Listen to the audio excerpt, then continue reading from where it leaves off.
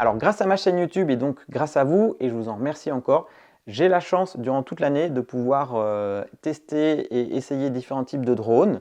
On va voir pour l'année 2023 quel est le drone qui m'a le plus enthousiasmé. Alors ça va dépendre de mes critères à moi, ce n'est pas forcément les critères de tout le monde. Je vais prendre en compte le plaisir de pilotage, la qualité d'image, l'ergonomie globale et la facilité d'usage, et bien sûr le coût rapport qualité-prix. On va démarrer par le bas du classement, et donc le dernier de ce classement, c'est le Mini 2 SE. Alors pourquoi c'est le dernier de mon classement? Je ne l'ai plus, donc là j'ai un Mini première génération, un Mavic Mini, et pour moi le Mini 2 SE, il ressemble à peu de choses près à un Mini première génération, donc c'est quand même un drone qui commence un petit peu à dater. On a une qualité d'image en 2,7K uniquement, on n'a pas beaucoup de fonctionnalités de vol. Donc ce Mini 2 SE, quand j'ai fait l'essai en 2023, c'est vrai que ce n'est pas le drone qui m'a le plus enthousiasmé. Ça reste un très bon drone pour débuter et je peux le conseiller encore sans souci pour quelqu'un qui s'initie vraiment à l'activité. Maintenant, par rapport à tous les drones que j'ai essayés, c'est pour ça qu'il est en dernier de mon classement, c'est parce qu'il a des fonctionnalités quand même qui sont très limitées par rapport à tout ce qui se fait actuellement. Après le Mini 2 SE, on a l'Aquila de Beta FPV que je vous ai présenté très récemment. C'est un petit drone FPV pour s'entraîner. Alors, il est très bien et encore une fois, je peux le recommander ce drone-là si vous débutez pour vous initier au pilotage. On a une très bonne autonomie. Maintenant, comparé à un Cetus Pro que j'aime beaucoup, eh bien, on a des moteurs qui s'encrassent beaucoup plus. En tout cas, quand je me sers de ce type de drone, c'est plutôt l'hiver pour m'entraîner, pour continuer à me faire la main. Et il y a souvent beaucoup trop de vent chez moi pour pouvoir me faire plaisir en extérieur. Donc c'est pour moi essentiellement un drone que j'utilise en intérieur. Je n'ai pas un grand espace et contrairement à un Cetus Pro, encore une fois, la disposition, donc la configuration de ces moteurs fait qu'il prend beaucoup plus la poussière et je trouve que les hélices sont plus fragiles que le Cetus Pro. Donc pour moi, ça reste un très bon drone d'intérieur si vous avez de l'espace. Il a l'avantage d'offrir beaucoup plus d'autonomie que la gamme des autres Cetus. Mais voilà, encore une fois, pour moi, je préfère par rapport à mon usage utiliser un Cetus Pro. Mais justement, je vous en reparlerai dans la suite du classement. La bonne surprise de cette année 2023, c'est Potensync, le Atom. C'est un drone low cost, abordable, qui offre des capacités au niveau de la qualité d'image et au niveau de l'application et de la stabilité en vol. Quelque chose de tout à fait satisfaisant, donc j'étais vraiment agréablement surpris. C'est le premier drone de la marque que j'essayais. Donc j'ai bon espoir en 2023 pour que cette marque-là continue d'évoluer et continue à nous proposer quelque chose d'un peu différent, un peu moins cher qu'un drone DJI. Avec ce Potensync, on a un bon rapport qualité-prix, même si on n'est pas à la hauteur d'un DJI, on a une qualité d'image qui est un petit peu inférieure. On a quand même des fonctionnalités de vol qui sont de base inclus avec ce drone-là. Donc pour moi, Potensync, encore une fois, pour un drone pour débuter, c'est vraiment un très bon rapport qualité-prix pour se faire la main et pour son premier drone. Et contrairement à Potensync, on a Autel, qui est peut-être la marque qui m'a le plus déçu entre guillemets. J'avais beaucoup d'espoir lorsqu'ils ont sorti leur Evo Nano parce que c'était un drone sur le papier, détection d'obstacles devant, derrière, qui filme en 4K, une bonne qualité d'image. Donc franchement, des capacités de vol sur le papier très intéressantes. Le problème, c'est que depuis qu'il est sorti, ça n'a pas évolué au niveau des mises à jour firmware. J'ai même eu des problèmes. Autel a dû me renvoyer un drone, j'arrivais plus à faire les mises à jour. Il n'y a pas eu d'amélioration notoire. Les fonctionnalités de suivi sont quand même assez limitées. Donc j'avais très bon espoir avec ce drone-là. Malheureusement, pour moi, Autel a laissé mourir ce drone-là qui avait beaucoup de potentiel. Ça reste encore un très bon drone, mais pas au prix où je l'ai acheté. J'ai dû le payer plus de 900 €. Et franchement, voilà, je trouve que c'est dommage parce qu'il n'a pas évolué, il avait un beau potentiel, mais Autel n'a pas transformé l'essai. Donc pour moi, c'est une déception en 2023. Je l'ai refait voler pour le comparer justement à d'autres mini-drones. On a une très bonne qualité d'image, on a une image un peu contrastée, mais de bonne qualité. Donc c'est mon regret, j'avais beaucoup d'espoir justement pour que Autel vienne concurrencer DJI. Malheureusement, ce ne sera pas en tout cas avec ce drone-là et ni même avec l'Evo Lite que j'avais essayé également, qui sont quand même des drones malheureusement décevants par rapport à ce que DJI fait actuellement. Ensuite, on va voir le Mini 3. Alors, c'est un petit drone sympathique. On a une bonne qualité d'image, comme le Mini 3 Pro. On peut filmer en mode vertical. On a une très bonne autonomie, mais on n'a pas toutes les fonctionnalités. On n'a pas de détection d'obstacles ni devant ni derrière. On n'a pas de fonctionnalité de suivi.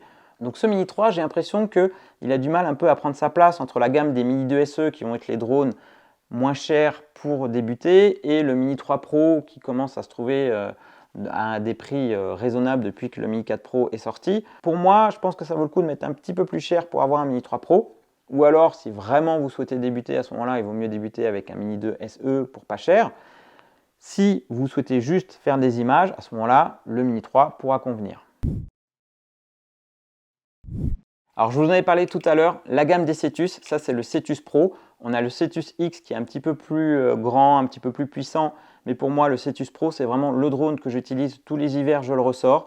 C'est un drone pour s'entraîner à l'intérieur, que ce soit en mode assisté ou en mode manuel, pour s'entraîner au FPV. On peut voler en vue ou alors avec le masque. Donc c'est un drone très polyvalent, très bon rapport qualité-prix, très costaud. On peut même opter pour le kit Cetus qui est dédié aux débutants ou aux enfants.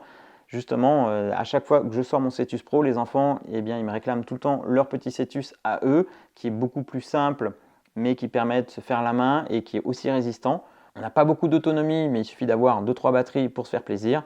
Donc pour moi, c'est vraiment un drone que tous les ans je ressors et avec lequel je me fais plaisir et j'espère progresser du coup avec en termes de pilotage. Donc le Cetus Pro, costaud, très bon rapport qualité-prix.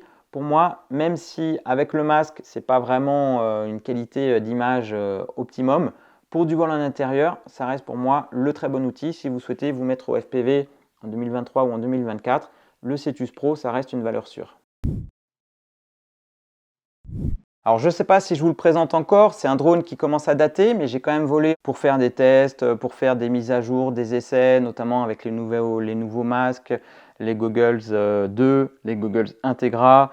Donc ça reste un drone atypique qui a un peu révolutionné le monde du FPV, mais qui n'a pas forcément plu à tout le monde par son ergonomie, par sa forme, par sa qualité de vol. C'est vrai que c'est un drone un petit peu pâteau en l'air.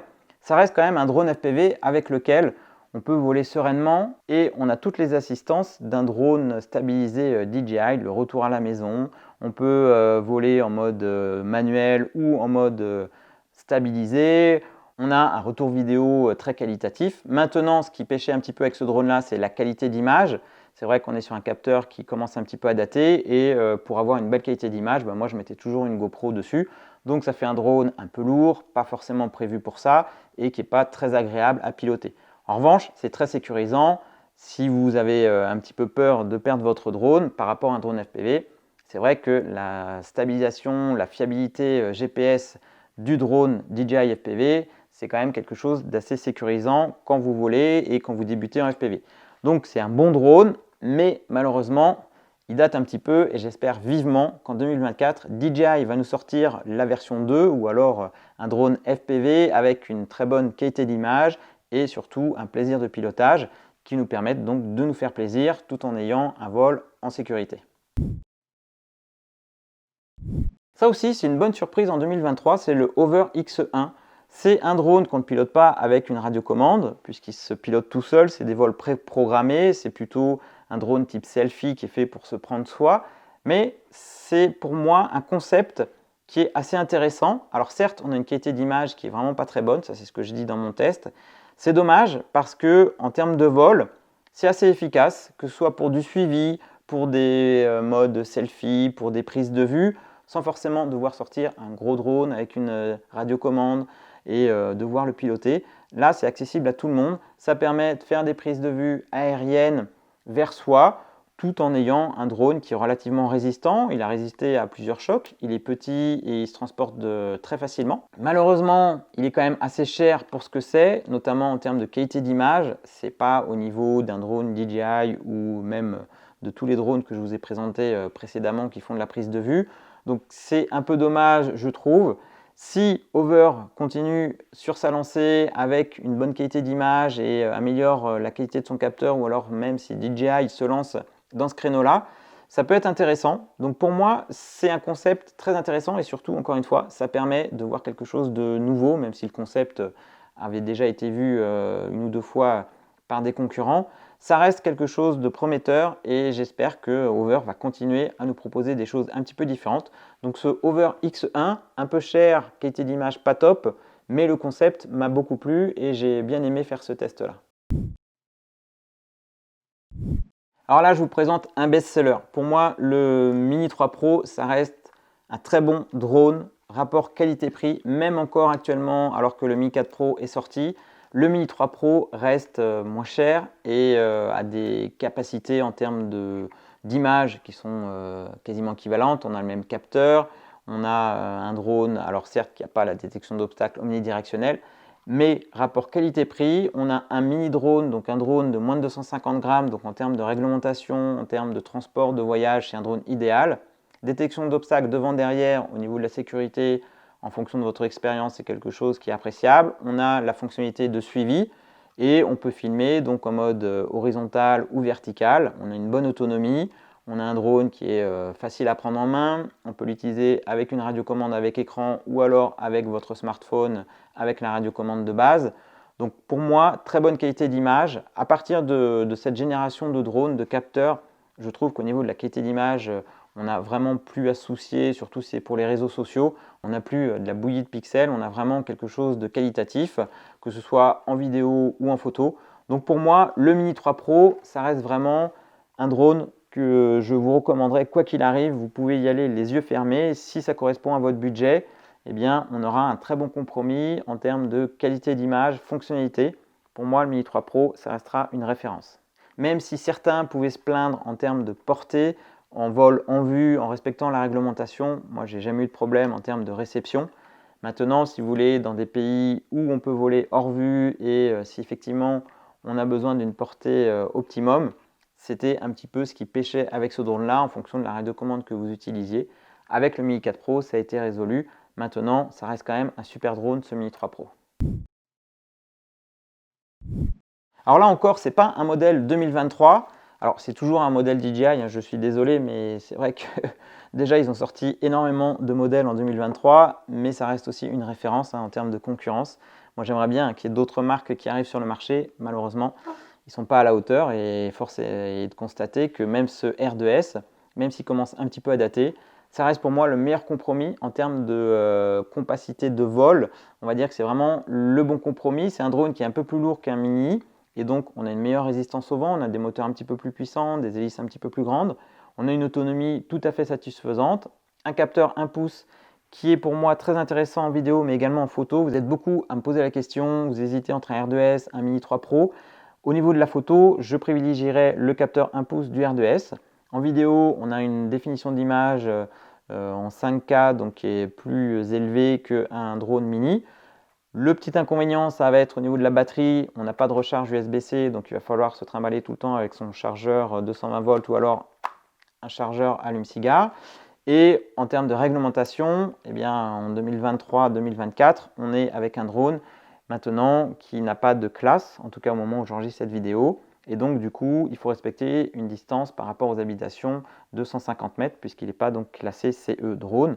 Donc ça reste un petit peu plus contraignant qu'un drone mini en termes de réglementation et ça reste aussi plus contraignant que les nouvelles générations de drones qui sont classés C1 type Mavic 3 par exemple. Donc, très bon compromis. Ce R2S, ça reste aussi une référence. On le trouve pas cher en ce moment. On a des promotions, donc c'est encore, à mon avis, une très bonne affaire. Si on prend en compte, bien sûr, l'usage et la réglementation, si on vole uniquement à la campagne dans des espaces dégagés, ça peut être encore une très bonne affaire d'acheter ce R2S. Alors là, ça va en surprendre certainement beaucoup. Ce n'est pas forcément mon drone préféré, le Mavic 3 Pro. Parce que, comme je le disais dans mon test, c'est un drone qui est déjà un petit peu plus volumineux. On est au-dessus des 900 grammes, donc en termes de classification, de réglementation, on est sur un drone qui est classé C2. Donc ça implique de voler à 150 mètres des habitations ou alors de passer l'examen de catégorie A2 et tout en respectant des distances par rapport aux personnes. Ce qu'on n'a pas avec un drone mini ou drone classé C1, enfin en tout cas différemment. Donc c'est plus contraignant. On a une nacelle qui est plus volumineuse, plus conséquente, à laquelle j'ai un petit peu peur donc, de l'abîmer et à laquelle donc, je fais très attention.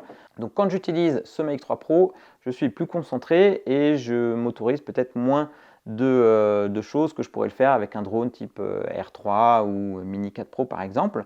Donc ce Mavic 3 Pro, on a l'avantage quand même d'avoir une qualité d'image exceptionnelle avec son capteur micro 4 tiers, son zoom 70 mm et son téléobjectif où là vraiment donc c'est très polyvalent. Maintenant, pour moi, ça reste un drone à usage professionnel. Si vous souhaitez faire de l'image ou de l'inspection, c'est un drone tout indiqué. Pour le loisir, rapport qualité-prix, ce n'est pas forcément le drone que j'utilise le plus. Donc, c'est un drone qui pour moi reste un usage professionnel, très fiable, beaucoup de fonctionnalités, il n'y a pas de souci.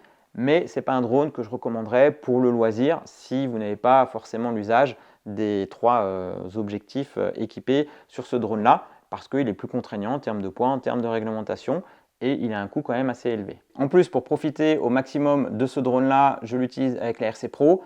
Elle est beaucoup plus lourde qu'une RC standard, donc c'est beaucoup plus contraignant lors du transport. Plaisir de pilotage, ce Defender 25 de eFlight, c'est un drone avec lequel j'adore piloter. C'est vraiment un plaisir à chaque fois que je le sors. L'inconvénient, c'est qu'on n'a pas une grosse autonomie, puisque c'est un drone qui fait dans sa version légère avec la petite batterie, il fait moins de 250 grammes. Donc ça reste un drone au niveau de la réglementation qui peut être très utile si vous souhaitez faire des prises de vue en FPV avec un drone de moins de 250 grammes. On a AirUnit O3 au niveau donc, de la qualité d'image, c'est relativement satisfaisant. Et surtout, en termes de pilotage, c'est un drone qui est vraiment très agréable à piloter. L'inconvénient, c'est que ça reste un drone qui est géré avec Betaflight, donc il faut mettre un petit peu les mains dedans. Ça reste du drone FPV. On a quand même l'avantage d'avoir maintenant un chargeur USB-C, donc en termes de transport et d'utilisation en mode nomade, c'est vraiment appréciable. On peut le coupler à n'importe quel type de radiocommande en fonction du protocole que vous choisirez avec ce drone-là. Personnellement, donc j'ai choisi la radiocommande DJI pour avoir quelque chose de compact grâce au AirUnit. Donc franchement, c'est un drone plaisir qui est très agréable si vous souhaitez voler avec un drone moins de 250 grammes. L'inconvénient, ça va être son poids. Lorsqu'il y a du vent fort, il va être un petit peu bousculé et on n'a pas beaucoup d'autonomie.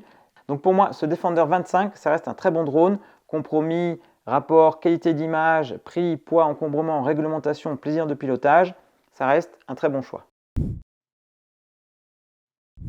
Alors en 2023, j'ai beaucoup volé avec ce R3. Parce que bon, déjà il est sorti au printemps, donc j'ai eu l'occasion de bien le tester.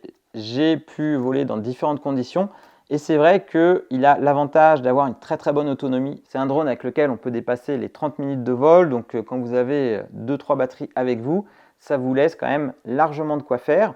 On a l'avantage d'avoir un drone qui est plus lourd qu'un mini, donc il a une bonne résistance au vent, des moteurs un petit peu plus puissants. Donc ça aussi c'est satisfaisant si vous voulez dans des conditions de vent fort. Et vous avez bien sûr son double capteur. Alors en termes de qualité d'image, on va dire qu'on a le même capteur qu'un Mini 4 Pro sur le capteur principal, mais on a l'avantage d'avoir un 70 mm. Et c'est vrai que ces deux capteurs sont relativement similaires en termes de qualité d'image. Contrairement par exemple à un Mavic 3 Pro, on a un capteur micro 4 tiers et le capteur 70 mm sur le Mavic 3 Pro. Mais c'est vrai qu'il y a une différence de qualité d'image et ce n'est pas toujours facile de faire correspondre, je trouve, les deux images, même si voilà, un professionnel arrivera sans problème. Je trouve ça plus contraignant. Sur un R3, on a la même qualité d'image sur les deux capteurs, quasiment les mêmes réglages. Donc c'est vraiment un drone pour le loisir qui permet d'avoir des plans un petit peu originaux grâce à ce 70 mm. Et c'est vrai que plus ça va, plus j'ai volé avec et plus j'ai utilisé le 70 mm parce que ça permet d'amener un petit peu de nouveauté dans les plans drone qu'on voit actuellement. On a vraiment des possibilités très étendues, notamment pour faire du suivi, du tracking. Donc ça reste un très bon achat. R3, si vous avez le budget, si vous souhaitez un drone donc de classe C1 avec deux capteurs, ça permet aussi peut-être de faire un peu d'inspection grâce à son zoom, donc 70 mm. Donc pour moi, ce R3 en 2023, eh bien, c'est un drone avec lequel j'ai beaucoup volé, j'ai beaucoup aimé voler avec. Donc je vous le recommande si vous avez le budget et si les deux objectifs sont quelque chose que vous pensez justement utiliser. Ça permet d'avoir un petit peu plus de créativité. Alors celui-là, il n'est pas tout récent non plus, mais ça reste un drone avec lequel j'aime beaucoup voler et c'est vraiment le drone plaisir par excellence. À chaque fois que je pars entre guillemets en vacances, j'ai toujours ce drone avec moi. C'est mon drone plaisir, loisir. Quand je ne fais pas de vidéo, de review ou de prise de vue, eh bien, je fais voler ce drone-là parce que en termes de pilotage, c'est celui qui m'apporte le plus de plaisir. C'est donc le Roma F5 V2. C'est un 5 pouces de la marque Diaton qui est vendu en BNF, hein, prêt à voler. On a un GPS qui permet maintenant, avec les versions donc, de Betaflight récentes, d'avoir un GPS Rescue qui est un petit peu comme un RTH, qui permet de voler avec un petit peu plus de sérénité, même si ce n'est pas aussi fiable qu'un RTH DJI. Ça fait quand même l'affaire et équipé d'une GoPro, ça reste vraiment pour moi le meilleur compromis pour faire de belles images. Alors les inconvénients, c'est l'autonomie, 4-5 minutes de vol, c'est vraiment trop peu, surtout maintenant quand on connaît ce qui se fait ailleurs ou quand on vole avec des drones DJI. Donc c'est son plus gros inconvénient. Le fait est qu'il faut aussi charger des lipos, donc lorsqu'on voyage, il faut le chargeur lipo, il faut décharger, prendre soin des batteries. C'est beaucoup plus contraignant que des batteries intelligentes type DJI.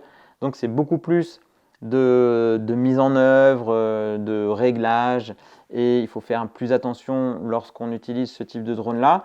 Maintenant, en termes de plaisir de pilotage et qualité d'image lorsqu'on l'équipe avec une caméra GoPro, c'est mon drone avec lequel je prends le plus de plaisir à voler et à faire de belles images. Mais le problème, c'est quand je pars en mode voyage nomade, eh bien, il faut que je me balade avec le chargeur, les lipos, il faut que je gère les lipos, charge, décharge.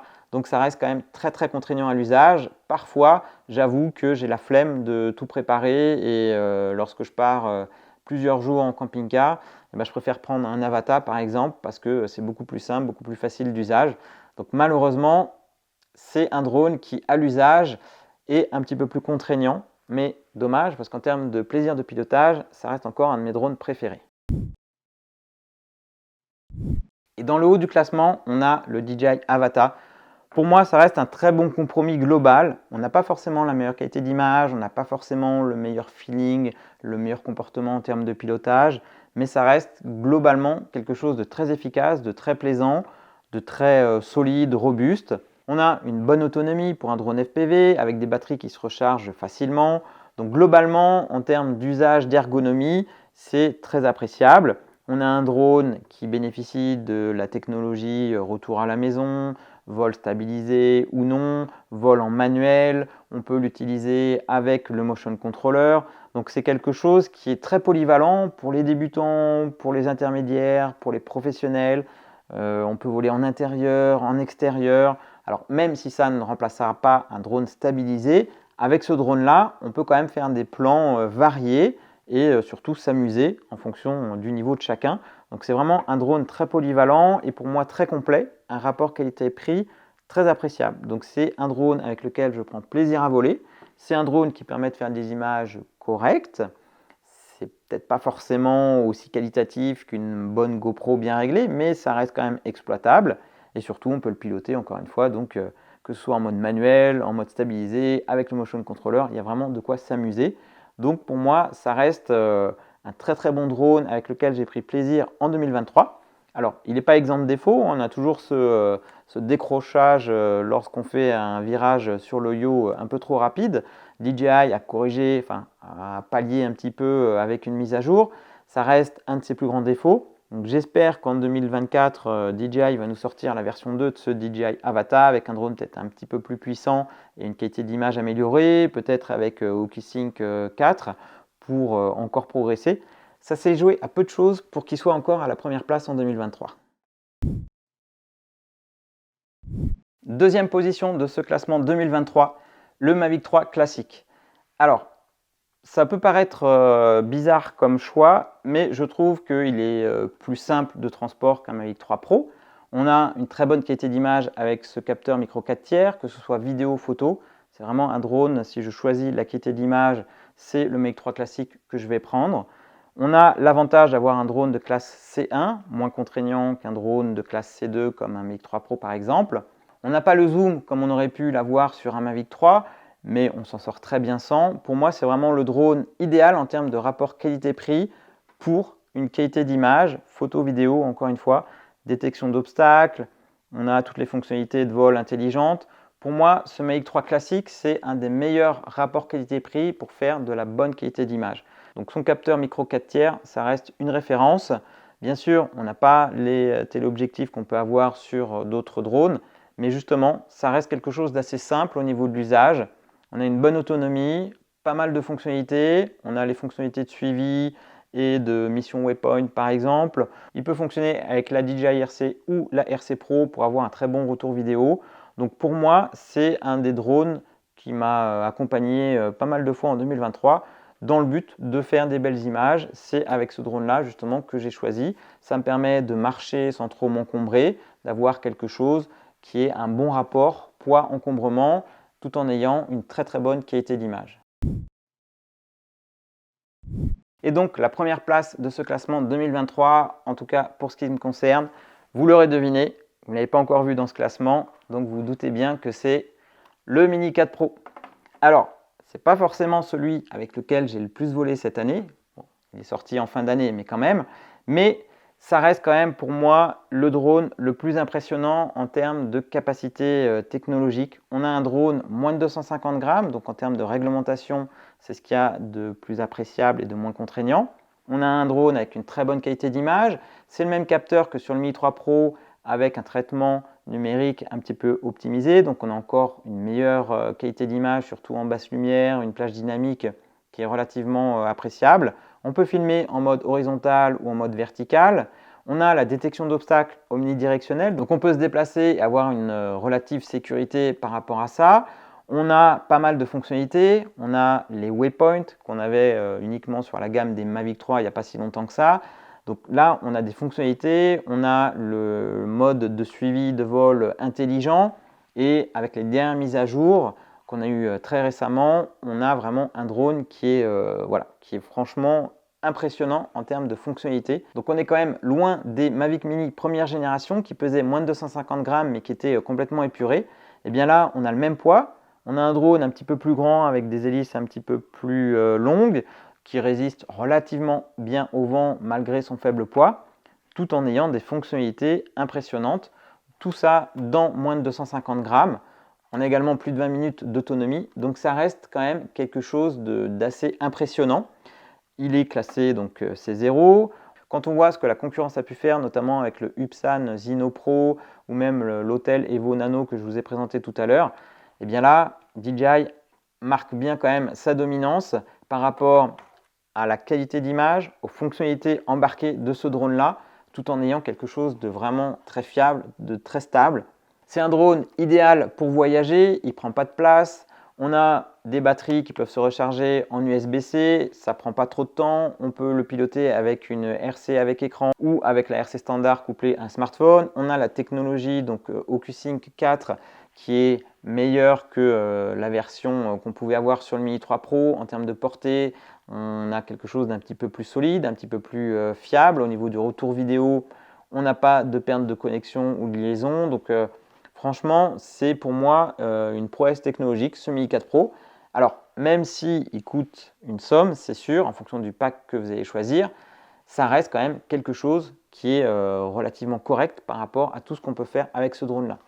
Il peut satisfaire aussi bien les réseaux sociaux, si vous souhaitez par exemple faire des prises de vue à la verticale. Pour des professionnels qui font de l'image aérienne de manière occasionnelle, ça peut tout à fait convenir. On a une très bonne qualité d'image.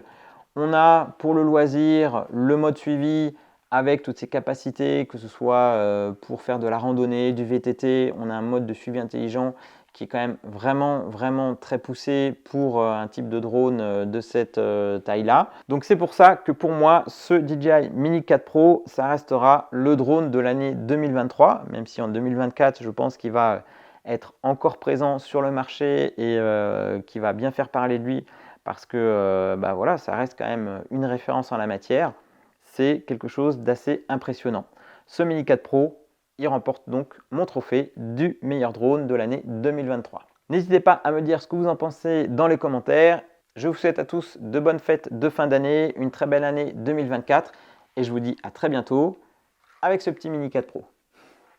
Ciao!